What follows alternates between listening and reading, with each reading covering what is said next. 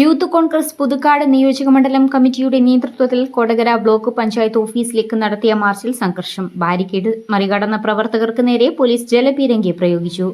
2 youth Congress പ്രവർത്തകർക്ക് പരിക്കേറ്റു. ഇവരെ പുതുക്കാട് താലൂക്ക് ആശുപത്രിയിൽ പ്രവേശിപ്പിച്ചു. ബ്ലോക്ക് ഓഫീസിലേക്ക് തള്ളിക്കയറാൻ ശ്രമിച്ച യൂത്ത് കോൺഗ്രസ് നിയോജകമണ്ഡലം പ്രസിഡന്റ് ഫൈസൽ ഇബ്രാഹിം, സംസ്ഥാന സെക്രട്ടറി ജെറോം ജോൺ എന്നിവരെ പോലീസ് കയ്യേറ്റം ചെയ്തുവെന്നാരോപിച്ച് പ്രവർത്തകരും പോലീസും വാക്കുതർക്കമുണ്ടായി. 5ഓളം പ്രവർത്തകരെ പോലീസ് അറസ്റ്റ് ചെയ്തു.